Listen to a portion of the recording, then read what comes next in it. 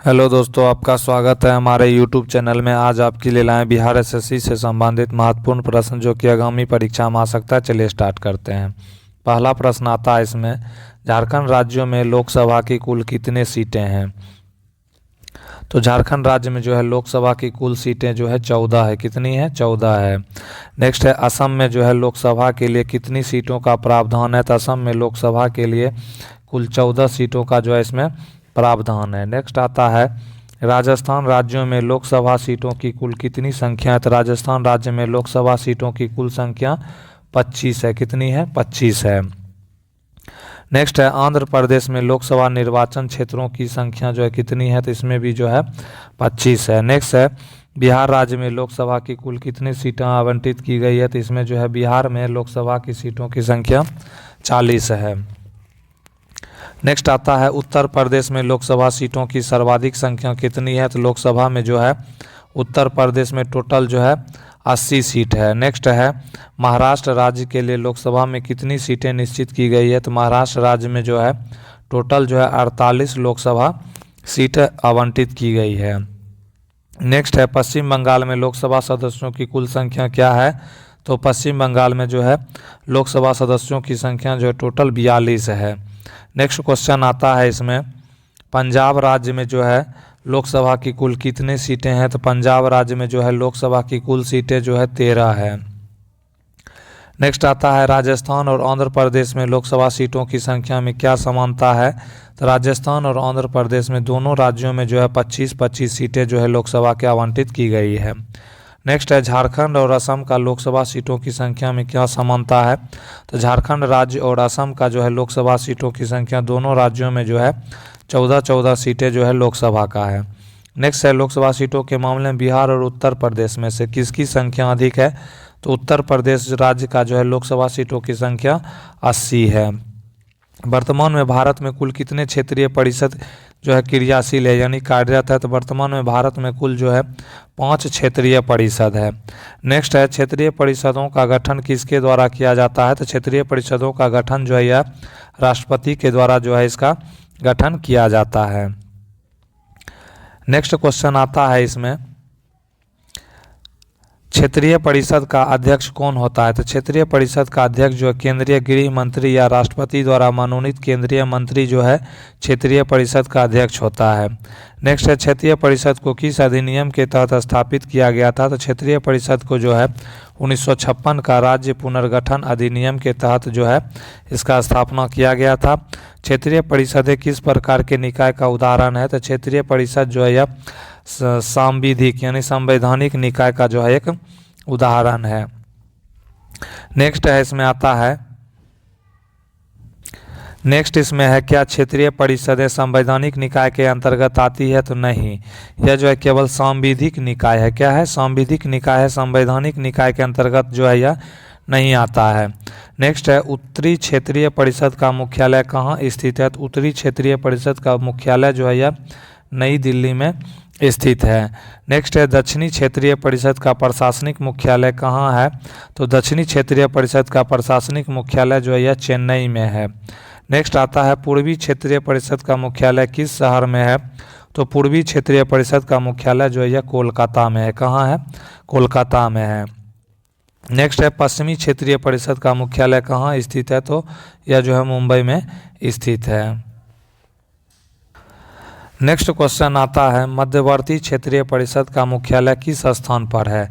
तो मध्यवर्तीय क्षेत्रीय परिषद का मुख्यालय जो है इलाहाबाद प्रयागराज में जो है यह स्थित है। नेक्स्ट है, क्षेत्रीय परिषद की स्थापना का आधार वर्ष क्या है? तो क्षेत्रीय परिषदों की स्थापना का आधार वर्ष जो है 1956 है। नेक्स्ट है, क्षेत्रीय परिषद का उपाध्यक्ष कौन होता है? तो क्षेत्रीय परिषद का उपाध्यक्ष जो है संबंधित राज्यों के मुख्यमंत्री क्रम अनुसार जो है इसका उपाध्यक्ष होता है। नेक्स्ट है, उत्तरी क्षेत्रीय परिषद किन राज्यों के बीच समन्वय स्थापित करती है? तो उत्तरी क्षेत्रीय परिषद जो है उत्तर भारतीय राज्यों के बीच जो है समन्वय स्थापित करती है। नेक्स्ट क्वेश्चन आता है इसमें, 1909 के भारत परिषद अधिनियम को अन्य किस नाम से जाना जाता है? तो 1909 के भारत परिषद अधिनियम को जो है मार्ले मिंटो सुधार अधिनियम के नाम से जो है यह जाना जाता है। नेक्स्ट क्वेश्चन आता है, किस अधिनियम के द्वारा पहली बार मुस्लिम समुदाय के लिए पृथक प्रतिनिधित्व का उपबंध किया गया है? तो 1909 का जो है भारत का परिषद अधिनियम जो है मुस्लिम समुदाय के लिए पृथक प्रतिनिधित्व का उपबंध किया गया है। नेक्स्ट है, वायसराय की कार्यपालिका परिषद के प्रथम भारतीय सदस्य कौन बने थे? तो वायसराय की कार्यपालिका परिषद के प्रथम भारतीय सत्येंद्र प्रसाद सिन्हा जो है उसके सदस्य बने थे। नेक्स्ट क्वेश्चन आता है, सत्येंद्र प्रसाद सिन्हा की नियुक्ति किस परिषद में की गई थी? तो सत्येंद्र प्रसाद सिन्हा की नियुक्ति जो है वायसराय की कार्यपालिका परिषद में जो है की गई थी। किस सुधार के तहत भारतीयों को भारत सचिव की परिषद में नियुक्ति का अवसर मिला? तो वह जो है मार्ले मिंटो सुधार। कौन सा? तो मार्ले मिंटो सुधार के तहत जो है भारतीयों को जो है भारत सचिव की परिषद में नियुक्ति का अवसर मिला था। 1909 के अधिनियम ने प्रांतीय विधानसभा परिषदों की संख्या में क्या परिवर्तन किया था? तो 1909 के अधिनियम ने जो है प्रांतीय विधान परिषदों की संख्या में जो है वृद्धि की गई थी। किस अधिनियम में भारतीयों को पहली बार बजट पर पूरक प्रश्न पूछने का अधिकार दिया गया? तो भारतीयों को पहली बार बजट पर जो है पूरक प्रश्न पूछने का अधिकार 1909 का भारत परिषद अधिनियम के तहत जो है यह अधिकार दिया गया था। नेक्स्ट क्वेश्चन आता है, 1909 के अधिनियम के तहत विधान परिषदों को किन विषयों पर प्रस्ताव पेश करने का अधिकार मिला था? तो 1909 के अधिनियम के तहत विधान परिषदों को जो है सार्वजनिक हित के विषयों पर, किस पर? सार्वजनिक हित के विषयों पर जो है प्रस्ताव पेश करने का अधिकार मिला था। नेक्स्ट है, मार्ले मिंटो सुधार में मार्ले किस पद पर जो है आसीन थे? तो मार्ले मिंटो सुधार अधिनियम में जो है मार्ले भारत के सचिव थे। उस समय जो है भारत के सचिव मार्ले थे। मार्ले मिंटो सुधार में मिंटो का आधिकारिक पद क्या था? तो मिंटो का आधिकारिक पद जो है यह वायसराय के रूप में मिंटो थे और मार्ले जो है भारत के सचिव थे। नेक्स्ट क्वेश्चन आता है, बजट पर मत देने का अधिकार भारतीयों को पहली बार कब मिला था? तो बजट पर मत देने का अधिकार 1909 के अधिनियम के तहत जो है बजट पर मत देने का अधिकार मिला था। नेक्स्ट क्वेश्चन आता है, डॉक्टर भीमराव अंबेडकर का संविधान सभा में पहली बार निर्वाचन कहाँ से हुआ था? डॉक्टर भीमराव अंबेडकर का संविधान सभा में पहली बार निर्वाचन जो है बंगाल के क्षेत्र से जो है उनका निर्वाचन हुआ था। देश के विभाजन के बाद डॉक्टर भीमराव अंबेडकर का निर्वाचन संविधान सभा में किस क्षेत्र से हुआ था? तो निर्वाचन यानी भारत के विभाजन से पहले बंगाल से हुआ था और जो है डॉक्टर भीमराव अंबेडकर का निर्वाचन विभाजन के बाद जो है बॉम्बे से उनका निर्वाचन हुआ था। नेक्स्ट है, भारत के संविधान के मुख्य वास्तुकार के रूप में किसे जाना जाता है? तो भारत के संविधान के मुख्य वास्तुकार के रूप में डॉक्टर भीमराव अंबेडकर को जो है जाना जाता है। नेक्स्ट है, भारत के संविधान का जनक किसे कहा जाता है? तो भारत के संविधान का जनक डॉक्टर भीमराव अंबेडकर को जो है जाना जाता है। नेक्स्ट क्वेश्चन आता है, संविधान सभा की प्रारूप समिति यानी ड्राफ्टिंग कमेटी का गठन कब किया गया था? संविधान सभा की प्रारूप समिति का गठन 29 अगस्त 1947 को जो है इसका गठन किया गया था। नेक्स्ट है, प्रारूप समिति के अध्यक्ष के रूप में किसे चुना गया था? तो ड्राफ्टिंग कमेटी के अध्यक्ष के रूप में डॉक्टर भीमराव अंबेडकर जी को जो है चुना गया था। नेक्स्ट है, प्रारूप समिति के गठन के लिए संकल्प जो है किस संस्था द्वारा पारित किया गया था? तो प्रारूप समिति के गठन के लिए संकल्प जो है यह संविधान सभा द्वारा जो है यह गठित किया गया था। नेक्स्ट है, भारतीय संविधान की प्रस्तावना की भाषा किस देश के संविधान से प्रभावित है? तो भारतीय संविधान की प्रस्तावना की भाषा जो है यह ऑस्ट्रेलिया देश के संविधान से जो है ग्रहण किया गया है, गठित किया गया है। नेक्स्ट है, प्रस्तावना का विचार भारतीय संविधान में किस देश से लिया गया है? प्रस्तावना का विचार जो है भारतीय संविधान में अमेरिका से जो है यूएसए से जो है यह जो है ग्रहण किया गया है, लिया गया है। नेक्स्ट क्वेश्चन है, भारतीय संविधान में समवर्ती सूची यानी कनकरेंट लिस्ट का प्रावधान कहाँ से लिया गया है? तो भारतीय संविधान में समवर्ती सूची जो है यह ऑस्ट्रेलिया के संविधान से जो है यह प्राप्त किया गया है। नेक्स्ट क्वेश्चन आता है, केंद्र और राज्य के बीच शक्तियों का विभाजन किस देश के संविधान से प्रेरित है? तो केंद्र और राज्य के बीच शक्तियों का विभाजन जो है यह ऑस्ट्रेलिया से जो है ऑस्ट्रेलिया के संविधान से जो इसको प्राप्त किया गया है। नेक्स्ट है, संसद के दोनों सदनों की संयुक्त बैठक का प्रावधान कहाँ से लिया गया है? तो संसद के दोनों सदनों की संयुक्त बैठक का प्रावधान जो है ऑस्ट्रेलिया के संविधान से जो है यह प्राप्त किया गया है। नेक्स्ट क्वेश्चन आता है इसमें, व्यापार और वाणिज्य और समागम की स्वतंत्रता का प्रावधान किस देश के संविधान से लिया गया है? तो व्यापार वाणिज्य और समागम की स्वतंत्रता का प्रावधान जो है यह ऑस्ट्रेलिया के संविधान से लिया गया है। समवर्ती सूची में केंद्र और राज्य में किसे कानून बनाने का अधिकार है? तब समवर्ती सूची में केंद्र और राज्य में जो है दोनों को जो है कानून बनाने का अधिकार इस पर दिया गया है। नेक्स्ट है, भारतीय संविधान में 12वीं अनुसूची को किस संशोधन द्वारा जोड़ा गया? तो भारतीय संविधान में 12वीं अनुसूची को 74वां संविधान संशोधन अधिनियम 1992 के तहत जो है इसमें संशोधित किया गया है। नेक्स्ट क्वेश्चन आता है, 12वीं अनुसूची का संबंध किस शासन व्यवस्था से है? तो 12वीं अनुसूची का संबंध जो है यह शहरी क्षेत्र के स्थानीय स्वशासन संस्थाओं से संबंधित है 12वीं अनुसूची को। नेक्स्ट है, 12वीं अनुसूची के अंतर्गत शहरी स्थानीय निकायों को कार्य करने हेतु कितने विषय प्रदान किए गए थे? तो 12वीं अनुसूची के अंतर्गत जो है शहरी स्थानीय निकायों को जो है 18 विषय जो है इसमें प्रदान किया गया है। नेक्स्ट है, 11वीं अनुसूची को संविधान में किस संशोधन द्वारा शामिल किया गया? तो 11वीं अनुसूची को 73वां संविधान संशोधन अधिनियम 1992 के तहत जो है इसमें शामिल किया गया है। नेक्स्ट है, 11वीं अनुसूची का मुख्य विषय क्या है? 11वीं अनुसूची का मुख्य विषय पंचायती राज व्यवस्थाएं जो इसमें शामिल है। नेक्स्ट आता है इसमें, पंचायती राज संस्थाओं को कार्य करने के लिए 11वीं अनुसूची में कितने विषय दिए गए हैं? तो पंचायती राज संस्थाओं को कार्य करने के लिए टोटल जो है 29 विषय जो है इसमें शामिल किया गया है। नेक्स्ट है, 73वां और 74वां संविधान संशोधन किस वर्ष प्रभावी हुए?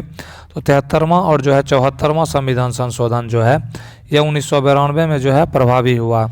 नेक्स्ट है, स्थानीय स्वशासन को संवैधानिक दर्जा देने वाली अनुसूचियों को कौन सी है? तो स्थानीय स्वशासन जो है 11वीं और 12वीं अनुसूची से जो है यह संबंधित है। नेक्स्ट है, भारतीय संविधान का अनुच्छेद 26 किससे संबंधित है? तो अनुच्छेद 26 जो है यह किसे धार्मिक संस्थाओं के संचालन की स्वतंत्रता से संबंधित है, अनुच्छेद 26। नेक्स्ट क्वेश्चन आता है इसमें, धार्मिक कार्यों के प्रबंध की स्वतंत्रता का अधिकार किस अनुच्छेद में है? तो धार्मिक कार्यों के प्रबंध की स्वतंत्रता का अधिकार जो है यह अनुच्छेद 26 में जो है यह संबंधित है। धर्म की अभिवृद्धि के लिए प्रयास करने की स्वतंत्रता किस अनुच्छेद में है? तो धर्म की अभिवृद्धि के लिए प्रयास करने की स्वतंत्रता जो है यह अनुच्छेद 25 में जो है यह दिया गया है।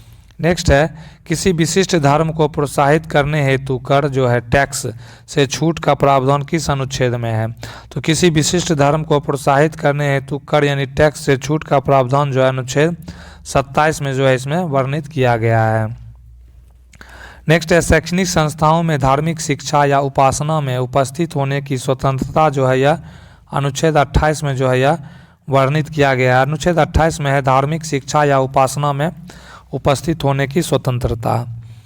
नेक्स्ट क्वेश्चन आता है इसमें, भारतीय संविधान में धार्मिक स्वतंत्रता का अधिकार किन अनुच्छेदों के बीच है? तो भारतीय संविधान में जो है धार्मिक स्वतंत्रता जो है यह अनुच्छेद 25 से 28 के बीच में जो है वर्णन किया गया है। क्या अनुच्छेद 27 के तहत किसी नागरिक को धार्मिक कर देने के लिए बाध्य किया जा सकता है? तो अनुच्छेद 27 के तहत जो है किसी नागरिक को धार्मिक कर देने के लिए बाध्य नहीं किया जा सकता है। सरकारी सहायता प्राप्त शिक्षण संस्थानों में धार्मिक शिक्षा पर रोक किस अनुच्छेद से संबंधित है? तो सरकारी सहायता प्राप्त शिक्षण संस्थानों में धार्मिक शिक्षा पर रोक जो है यह अनुच्छेद 28 के तहत जो है इसमें वर्णित किया गया है। भारत के प्रधानमंत्री की नियुक्ति किसके द्वारा की जाती है? तो भारत के प्रधानमंत्री की नियुक्ति जो है राष्ट्रपति के द्वारा जो है नियुक्त किया जाता है। इसका मतलब जो है प्रधानमंत्री नियुक्त होते हैं। नेक्स्ट है, संघ के अन्य मंत्रियों की नियुक्ति राष्ट्रपति किसकी सलाह पर करता है? संघ के अन्य मंत्रियों की नियुक्ति जो है राष्ट्रपति जो है या प्रधानमंत्री की सलाह पर जो है नियुक्त किया जाता है। नेक्स्ट क्वेश्चन है, भारत के महान्यायवादी यानी अटॉर्नी जनरल की नियुक्ति कौन करता है? तो यह राष्ट्रपति करता है। भारत के महान्यायवादी अटॉर्नी जनरल की नियुक्ति राष्ट्रपति करता है।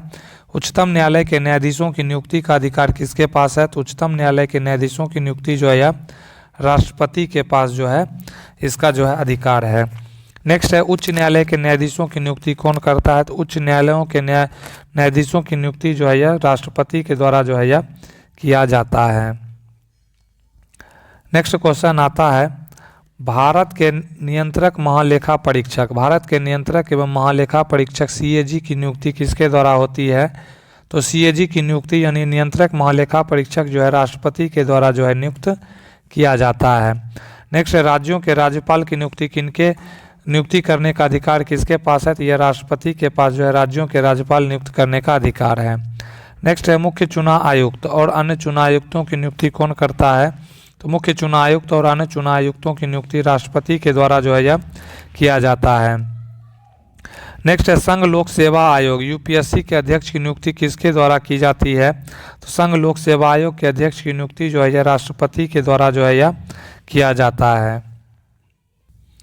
नेक्स्ट क्वेश्चन आता है यूपीएससी के सदस्यों की नियुक्ति का प्राधिकार किसके पास है? तो यूपीएससी के सदस्यों की नियुक्ति का प्राधिकार जो है यह राष्ट्रपति के पास जो है इसका अधिकार है। नेक्स्ट क्वेश्चन आता है भारत की संप्रभुता और अखंडता की रक्षा हेतु राष्ट्रपति किन उच्च पदों पर नियुक्त करता है? तो भारत की संप्रभुता और अखंडता की रक्षा हेतु महान्यायवादी, सीएजी और न्यायाधीश का जो है नियुक्ति किया जाता है।